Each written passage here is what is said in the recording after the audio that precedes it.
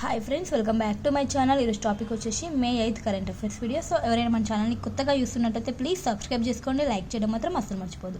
ఈరోజు first topic చూస్తే కనుక మే 8 వచ్చేసి అంతర్జాతీయ తలసేమియా డేని మే 8న జరుపుకుంటాము. ఇది ఒక వ్యాధి అన్నమాట. తలసేమియా అంటే జన్యుపరమైన రక్తహీనత కారణంగా ఈ వ్యాధి అనేది సంభవిస్తుంది.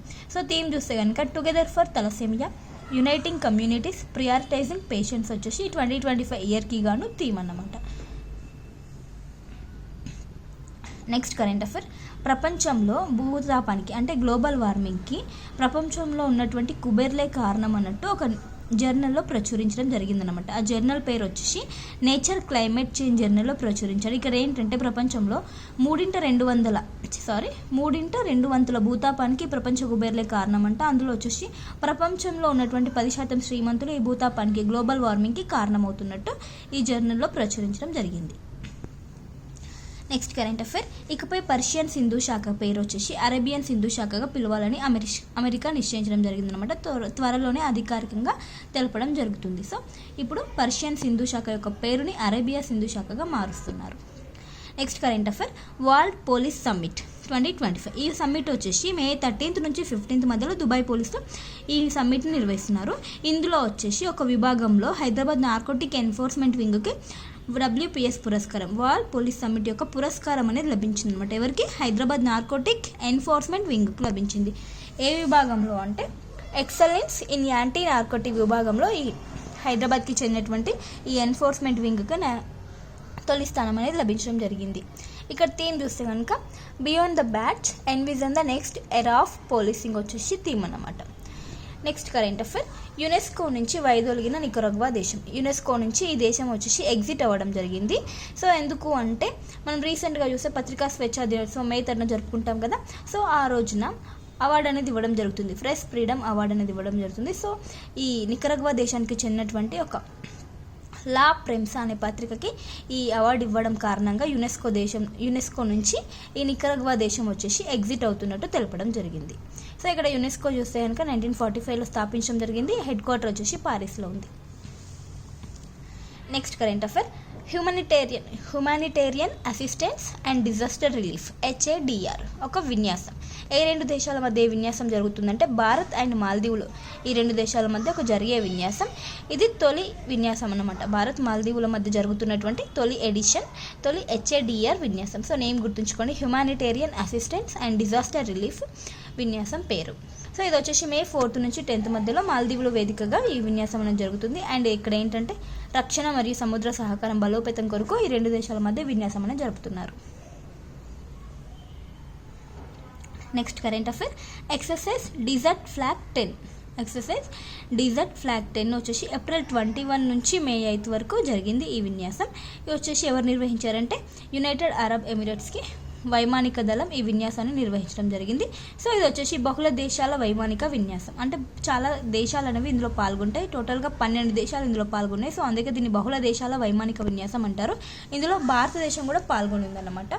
భారత్ కూడా ఇందులో పాల్గొనింది. సో వేదిక వచ్చేసి యునైటెడ్ అరబ్ ఎమిరేట్స్లోని ఆల్ దఫ్రా ఎయిర్వేస్లో ఈ విన్యాసం అనేది జరిగింది. Next current affair, index Asia 2025. ఇది వచ్చేసి మే 6 నుంచి 8 మధ్యలో సింగపూర్లోని చాంగి ఎగ్జిబిషన్ సెంటర్లో ఇది నిర్వహించడం జరిగింది. ఇండెక్స్ ఏషియా 2025 ఒక ఎగ్జిబిషన్ లాంటిది అనమాట.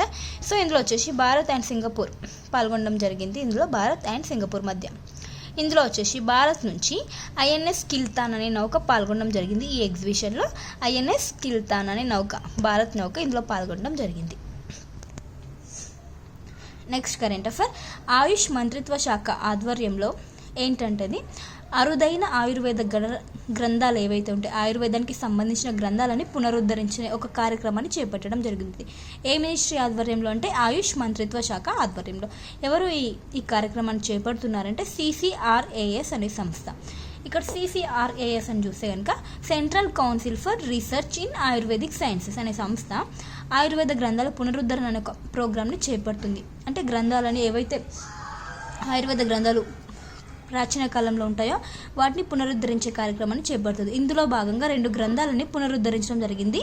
అవేంటంటే ద్రవ్య రత్నాకర నిఘంటువు అండ్ ద్రవ్య నామాకర నిఘంటువు. ఇవేంటంటే ఆయుర్వేద గ్రంథాలు. సో ఈ కార్యక్రమంలో భాగంగా వీటిని పునరుద్ధరించడం జరిగింది. సో గుర్తుంచుకోండి, ఏ మినిస్ట్రీ ఆధ్వర్యంలో అంటే ఆయుష్ మంత్రిత్వ శాఖ ఆధ్వర్యంలో. నెక్స్ట్ కరెంట్ అఫైర్, తెలంగాణలోని సిద్దిపేట డిస్టిక్ జగదేవ్పూర్లో ప్రాచీన ఇనుప పరిశ్రమకి సంబంధించిన కొన్ని ఆధారాలు అనేవి లభించడం జరిగింది.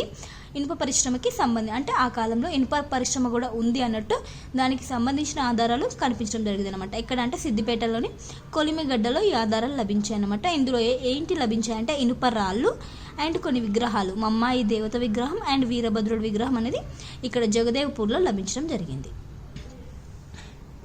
నెక్స్ట్ కరెంట్ అఫైర్, నభ కళేబర పరంపర జగన్నాథుడి కొత్త రూపం ప్రక్రియపై వివాదం అని చోటు చేసుకుంది. ఇక్కడ ఏంటంటే నభ కళేబర పరంపర అంటే ఏంటంటే ఒక ధార్మిక కర్మ అన్నమాట. జగన్నాథుడు పూరిలో ఉంటాడు కదా జగన్నాథుడు. సో ఆ జగన్నాథ దేవుడి విగ్రహాలను పునర్నిర్మిస్తారనమాట. ఎవ్రీ 12 to 15 yearsకి ఒకసారి ఆ రూపాలను మళ్ళీ పునర్నిర్మించడం జరుగుతుంది. ఆ ప్రక్రియని ఇక్కడ నభ కళేబర పరంపర అంటారు. సో దీనిపై ఒక వివాదం అనేది జరుగుతుంది అనమాట. ఇక్కడ అంటే పశ్చిమ బెంగాల్లో జగన్నాథ మందిరం అనేది నిర్మించడం జరిగింది. సో అక్కడ ఈ వివాదం అనేది జరుగుతుందన్నమాట పశ్చిమ బెంగాల్పై ఆ జగన్నాథ మందిరాన్ని నిర్మించడంలో. సో ఇక్కడ గుర్తుంచుకొని నభ కళేబర పరంపర అంటే ఈ జగన్నాథుడి దేవుడి యొక్క విగ్రహాలను పునర్నిర్మించే ఒక ధార్మిక కర్మ. నెక్స్ట్ కరెంట్ అఫైర్, హైడ్రాకి ప్రత్యేక పోలీస్ స్టేషన్ని ఏర్పాటు చేయడం జరుగుతుంది తెలంగాణలో. ఎక్కడ అంటే బుద్ధ భవన్, సికింద్రాబాద్లో ఉన్నటువంటి బుద్ధ భవన్లో హైడ్రాకి ప్రత్యేక పోలీస్ స్టేషన్ని ప్రారంభించడం జరిగింది. సో ఇక్కడ హైడ్రా అనేది ఎప్పుడు ఏర్పడిందంటే 2024లో ఏర్పడడం జరిగింది. నెక్స్ట్ కరెంట్ అఫైర్, టోగోలో తొలి అధ్యక్షుడిగా, ఇదొక టోగో వచ్చేసి పశ్చిమ ఆఫ్రికా దేశం. ఇక్కడ ఏంటంటే కొత్త పార్లమెంటరీ వ్యవస్థ ఏర్పడిన తర్వాత కొత్త అధ్యక్షుడిగా అంటే తొలి అధ్యక్షుడిగా ఎవరు ఎన్నికయ్యారంటే జీన్ లూసియాన్ టోవే అధ్యక్షుడిగా ఎన్నుకోవడం జరిగింది. కొత్త పార్లమెంటరీ వ్యవస్థ కదా అంటే కొత్త సంస్కరణలు చేపట్టిన తర్వాత. Next current affair, Indian cricketer Rohit Sharma test క్రికెట్కు వీడ్కోలు తెలుపుతున్నట్టు. టెస్ట్ క్రికెట్కు వీడ్కోలు అనేది తెలపడం జరుగుతుంది Indian cricketer Rohit Sharma. Next current affair, DMK Afzal కన్నుమూత. ఇతను ఎవరు అంటే భారత వెటరన్ ఫుట్బాల్ ఆటగాడు. సో ఇతను May 7th మరణించడం జరిగింది. తెలంగాణ ప్రాంతానికి చెందిన వ్యక్తి DMK Afzal. Next current affair, INS Tamal. ఈ ఐఎన్ఎస్ తమాల్ వచ్చేసి భారత్ నేవీకి చేరడం జరిగింది. సో దీన్ని ఎవరు నిర్మించారంటే రష్యా నిర్మించడం జరిగింది ఈ ఐఎన్ఎస్ తమాల్ అంటే స్టెల్త్ ఫ్రిగేట్ రెండవది అనమాట. స్టెల్త్ ఫ్రిగేట్ రెండవది. దీన్ని ఎవరు నిర్మించారంటే రష్యా నిర్మించింది. సో దీన్ని భారత నేవీకి చేర్చడం జరిగింది. సో తన యొక్క పనులని స్టార్ట్ చేయడం జరుగుతుంది. నెక్స్ట్ కరెంట్ అఫైర్, రష్యా దేశం యొక్క సాహస పురస్కారాన్ని అక్కడ విక్టరీ డే సందర్భంగా సాహస పురస్కారాన్ని రష్యా దేశం ప్రకటించింది. సో ఆ గ్రహీత ఎవరంటే నవీన్ పట్నాయక్, ఒడిశా మాజీ ముఖ్యమంత్రి ఉన్నటువంటి నవీన్ పట్నాయక్ తండ్రి అనమాట. అతని పేరు బిజు పట్నాయక్కి రష్యా దేశం సాహస పురస్కారాన్ని ఇవ్వడం జరిగింది. ఎందుకు అంటే రష్యాకి 2వ ప్రపంచ యుద్ధ సమయంలో సహాయం చేసినందుకు ఈ బిజు పట్నాయక్కి ఆ రష్యా దేశం సాహస పురస్కారాన్ని అందించడం జరుగుతుంది. ఇతను వచ్చేసి ఒడిశా మాజీ ముఖ్యమంత్రి నవీన్ పట్నాయక్ యొక్క తండ్రి అన్నమాట. సో ఇప్పుడు ఈ పురస్కారాన్ని ఎవరు అందుకున్నారంటే తన కుమారుడైనటువంటి నవీన్ పట్నాయక్ గారు ఈ పురస్కారాన్ని అందుకోవడం జరిగింది.